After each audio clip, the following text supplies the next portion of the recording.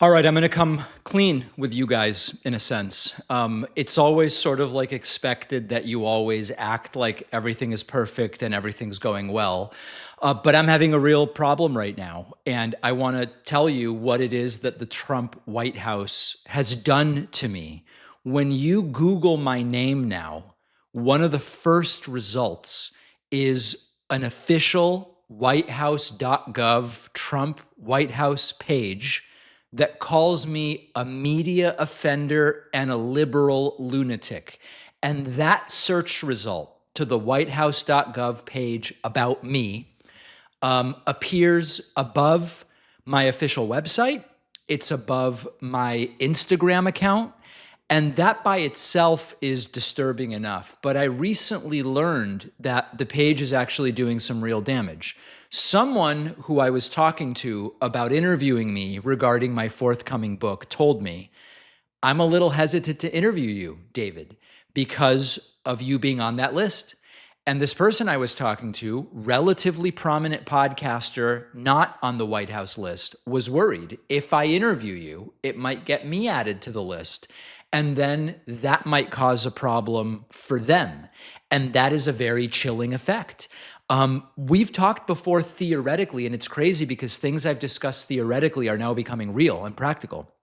I've talked theoretically with you about how the government doesn't need to arrest anyone or formally ban any speech or punish any speech in order to intimidate people. And sometimes the possibility of retaliation is enough to get people to change their behavior. It's called self-censorship.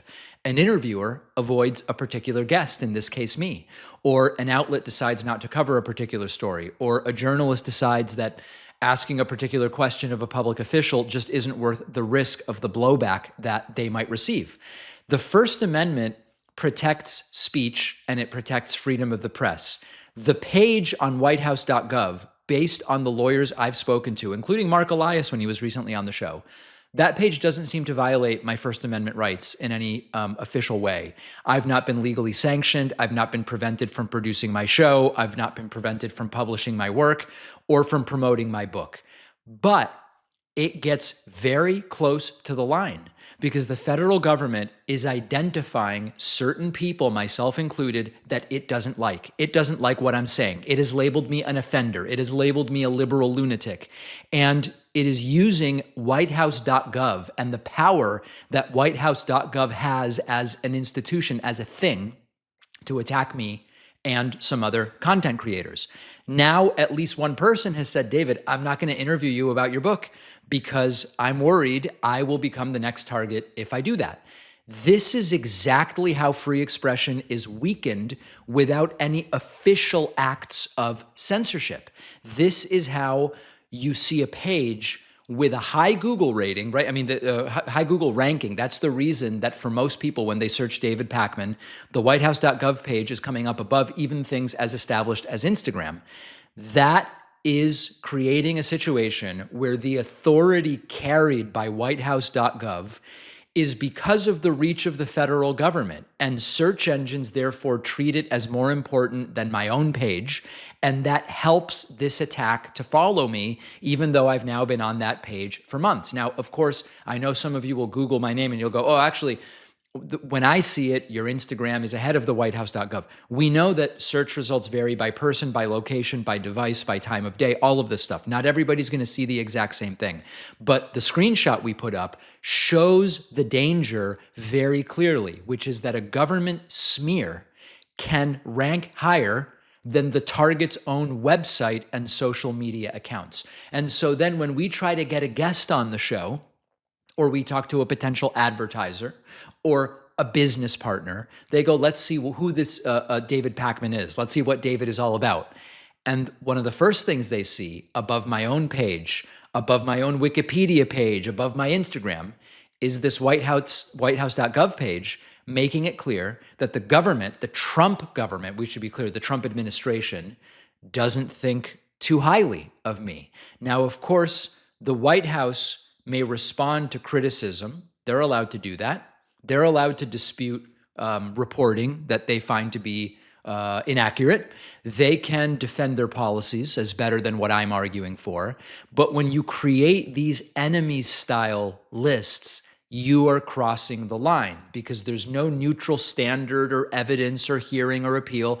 It's the government declaring our critics are offenders, and then they let fear effectively do the rest. Now, I don't care what your politics are. You should be concerned about this if you care about the Constitution, if you care about free speech, if you care about the First Amendment. Today, the target is me. It's Brian Tyler Cohen. It's Brian Tyler. It's Tyler Bryanson and Cohen Tyler. It's all of them, right? It's all of us, all of them.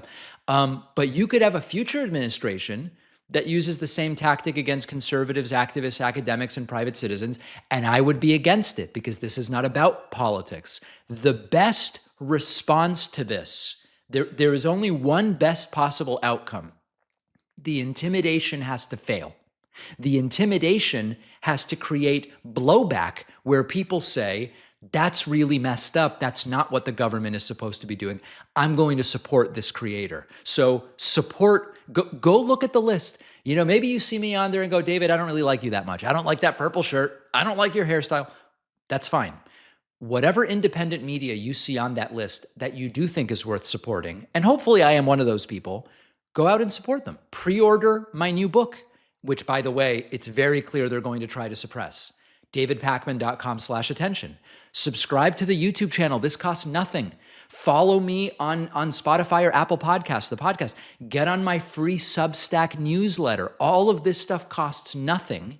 And we are going to push back and fight them because we can't let them get away with this. They can put my name on a list. They absolutely, they did it.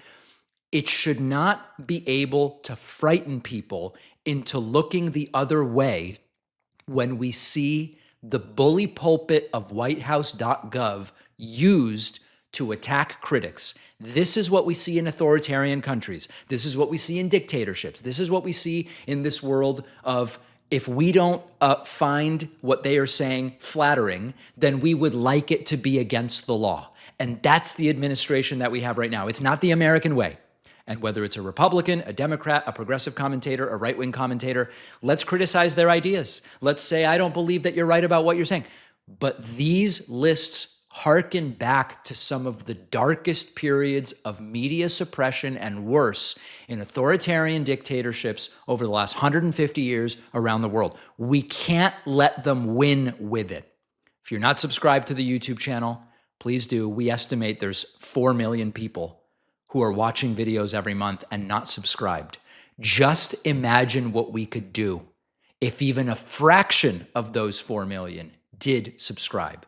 And thank you to everyone who has reached out. I've heard from so many people in the audience who say, David, we agree on some things, we disagree on others. I don't like your take on GMO. I don't like, but what is being done is wrong. And we need to support the ability to debate these ideas, and saying these people shouldn't have a voice is wrong. Thanks to all of those. Let's do it. We're not going to let them get away with this. A lot of people put on music while they work, assuming it helps them concentrate. But in practice, familiar songs, lyrics, or constantly changing tracks often will take attention away from what you're working on rather than supporting attention. And that's where Brain FM comes in.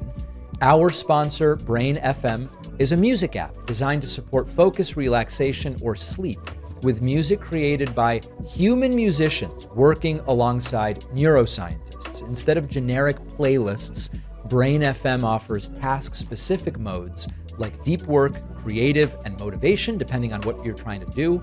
What makes Brain FM different is the science behind it, because it's the only music app funded by the National Science Foundation based on their unique audio technology designed to influence brain activity associated with focus.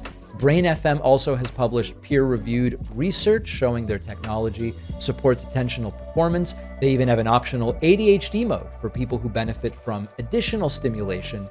But the app really is built for anybody looking to reduce distractions and stay engaged with their work. You can try Brain FM totally free for 30 days by going to brain.fm/Pakman. 30 days is a long free trial. Go check it out. The link is in the description.